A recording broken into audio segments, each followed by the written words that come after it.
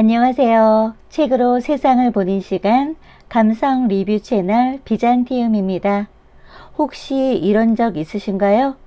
마트에서 1+1 표시를 보면 꼭 필요 없는데도 손이 가고, 카페에서 오늘의 추천 메뉴라는 문구를 보면 괜히 믿음이 가는 순간이요.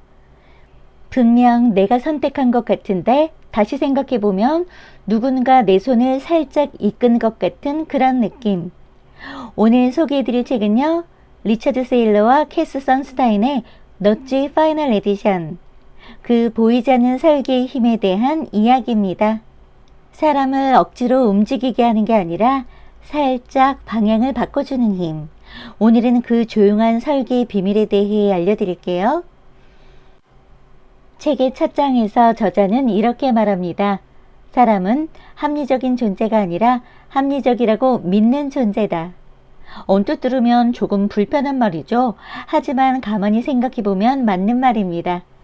우리는 아침에 알람을 듣고도 10분 더 누워있고 건강을 위해 채소를 먹어야 한다는 걸 알지만 결국 달콤한 디저트에 빠져들죠. 그건 의지가 약해서가 아니라 뇌가 편한 쪽을 더 좋아하기 때문이라고 합니다. 이 책은요, 인간이 이렇게 비합리적인 존재라는 사실을 인정하면서 시작합니다. 그리고 묻죠. 그렇다면 이 비합리적인 인간이 조금 더 나은 선택을 하게 하려면 어떻게 해야 할까요? 그 답이 바로 넛지라고 합니다. 넛지는 살짝 밀다는 뜻인데요. 팔꿈치로 가볍게 찌르듯 강요하지 않고 자연스럽게 행동을 유도하는 것을 말하죠. 예를 들어 학교 식당에서 아이들이 과자를 너무 많이 먹는다면 과자 금지라는 문구를 붙이는 대신 과일을 가장 먼저 보이는 자리에 놓는 겁니다. 그러면 아이들은 아무 강요 없이도 과일을 더 많이 먹게 된다고 하는데요.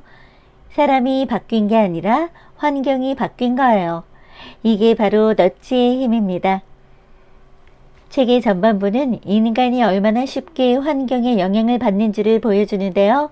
저자는 우리가 매일 내리는 수많은 선택 중 사실상 대부분이 자동 모드로 이루어진다고 말합니다. 한번 상상해 볼까요? 매일 같은 길로 출근하다가 그날따라 신호등이 조금만 더 길게 바뀌어도 그 하루의 기분이 달라집니다. 작은 환경의 차이가 우리 감정과 판단에 영향을 주는 거죠. 이 책에서는 이런 무의식적 선택을 3가지 심리로 나눠서 설명하는데요. 첫 번째는 현상 유지의 편안함입니다. 사람은 기본적으로 유지 상태를 편안해합니다. 새로운 걸 시도하는 건 언제나 부담스럽죠. 두 번째는 즉각적인 만족의 유혹인데요. 미래의 행복보다 지금의 달콤함을 더 크게 느낀다고 합니다. 마지막으로 세 번째는요, 나는 다를 거야 하는 자신감인데요. 나는 남들과 달라. 이 생각이 얼마나 많은 결정을 흐리게 하는지 모릅니다. 이 3가지가 합쳐지면 우리는 아무것도 바꾸지 못한 채로 머물게 되죠. 하지만 세일러는 말합니다.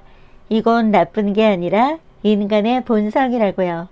그렇기 때문에 이 본성에 맞춰 환경을 설계하면 사람은 자연스럽게 좋은 방향으로 움직입니다.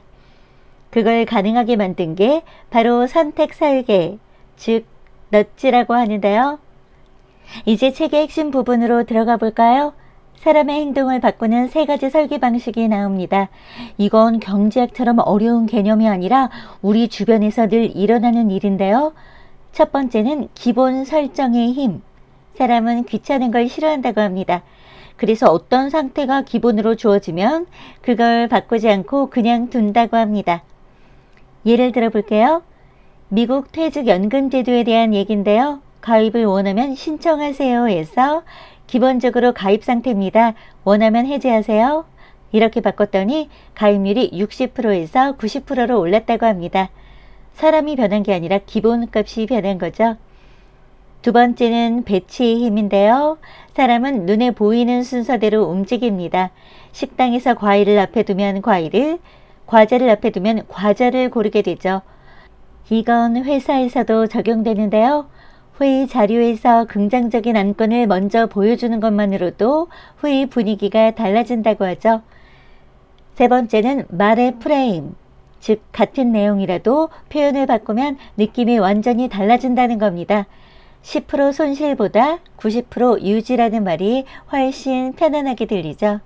이 세 가지는 모두 넛지의 기본 원리입니다. 강요가 아니라 살짝 구조를 바꾸는 것만으로도 사람의 행동이 달라진다는 거죠. 이 책의 매력은 이론이 아니라 실제 변화를 보여준다는 점입니다. 가장 유명한 사례가 유럽의 장기기증 제도인데요. 예전엔 기증을 원하면 신청하세요 였는데 기본은 기증, 원하면 해지하세요 이렇게 바꾸자 참여율이 폭발적으로 올랐다고 합니다. 사람이 바뀐 게 아니라 선택의 기본 설정이 바뀐 거죠. 또 네덜란드의 스키폴 공항 화장실 이야기 정말 흥미롭습니다. 소변기 안쪽에 작은 파리 그림 하나를 새겨 넣었는데요. 그랬더니 남성들이 무의식적으로 그걸 조준하면서 청소비가 20%나 줄어들었다고 합니다. 누가 시키는 것도 감시한 것도 아니었는데요. 그저 환경을 살짝 바꿨을 뿐이죠.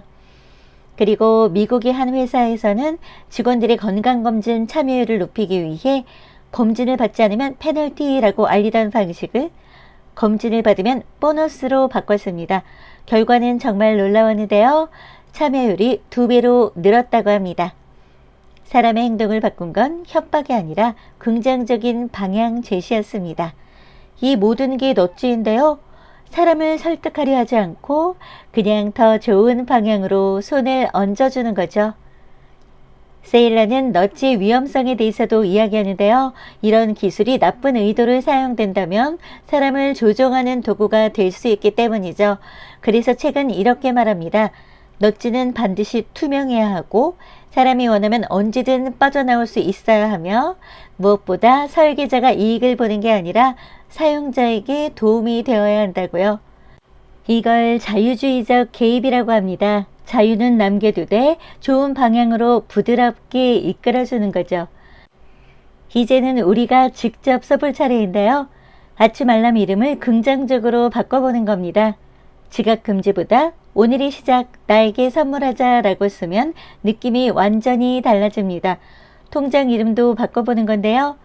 비상금 대신 미래의 나에게, 출금할 때마다 한 번 더 생각하게 만들죠. 책상 위에 한 줄 메모도 좋습니다. 오늘 하루 나를 좋은 방향으로. 이 문장 하나가 넛지가 된다고 합니다. 넛지는 거창한 게 아닌데요. 작은 환경의 변화가 나의 하루를 달라지게 만든다고 합니다. 네, 책을 다 읽고 나서 저는 이런 생각이 들었습니다. 넛지는 결국 사랑의 또 다른 이름이라는 것을요. 사랑은 명령하지 않죠. 그저 옆에서 손을 살짝 잡아줍니다. 이쪽이 당신에게 더 좋을 것 같은데요. 그 말 한마디가 사람을 바꾸죠. 그리고 그건 나 자신에게도 똑같이 적용됩니다. 오늘은 조금 더 해보자. 지금의 선택이 내 내일을 만든다. 이런 문장들이 하루를 바꾸는 넛지가 된다고 합니다. 오늘은 넛지 파이널 에디션을 통해 사람의 마음과 환경의 관계를 살펴봤는데요.